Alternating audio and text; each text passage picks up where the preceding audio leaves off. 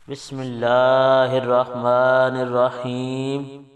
تمام تعریفیں اس کریم رب کی جو تمام جہانوں کا خالق اور مالک ہے اور تمام جہانوں کو بنانے والا ہے اور سجانے والا ہے۔ کروڑوں درود و سلام کریم آقا علیہ الصلاۃ والسلام کی ذات پر، جن کو رب تعالی نے تمام جہانوں کے لیے رحمت بنا کر بھیجا ہے، اور کروڑوں درود و سلام آپ صلی اللہ علیہ وآلہ وسلم کی آل پاک پر اور آپ کے سارے اصحاب پر، جن کو رب تعالی نے رضی اللہ عنہم ورضوا عنہ کے لقب کے ساتھ نوازا ہے۔ دوے آف اسلام کو دیکھنے اور سننے والوں محترم بہنوں اور بھائیوں، السلام علیکم ورحمۃ اللہ وبرکاتہ۔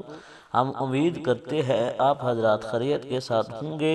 اللہ پاک آپ کو خیر و عافیت کے ساتھ رکھے۔ اللہ پاک آپ کو دین دنیا کی بھلائیاں عطا فرمائے۔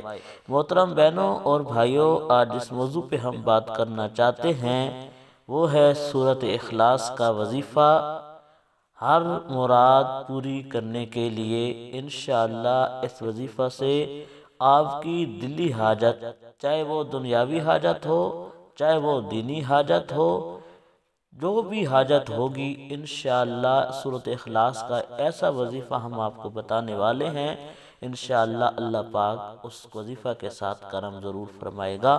محترم بہنوں اور بھائیوں، وظیفہ کی طرف جانے سے پہلے آپ سے ادبانہ گزارش ہے کہ پوری ویڈیو دیکھنے کے بعد اگر ہماری ویڈیو آپ کو پسند آئے، ویڈیو کو لائک کر دیں، چینل کو سبسکرائب کر دیں تاکہ ہر نئی آنے والی اسلامی معلوماتی ویڈیو آپ کو مل سکے۔ جزاک اللہ۔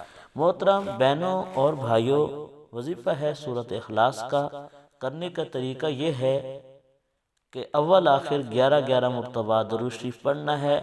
جمعہ کا دن ہو، عصر کی نماز پڑھنے کے بعد، عصر کی نماز پڑھنے کے بعد چاہے تو ادھر ہی بیٹھ کے تنہائی کے اندر کر لیں، چاہے تو اگر آپ کوئی کام کر رہے ہیں، کام کرنے والی جگہ پر بھی یہ وظیفہ آپ کر سکتے ہیں۔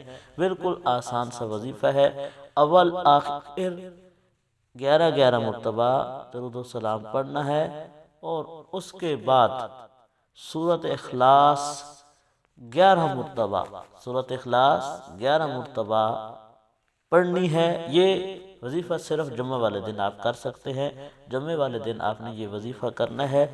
جو بھی حاجت ہوگی آپ کے دل کے اندر، دینی دنیاوی، وظیفہ کرنے کے بعد پھر آپ نے 11 مرتبہ درود شریف پڑھنا ہے۔ پڑھنے کے بعد جو بھی حاجت ہوگی سورۃ اخلاص کا وسیلہ دے کر، اس وظیفے کے وسیلہ دے کر اللہ پاک سے اس حاجت کے لیے دعا کریں۔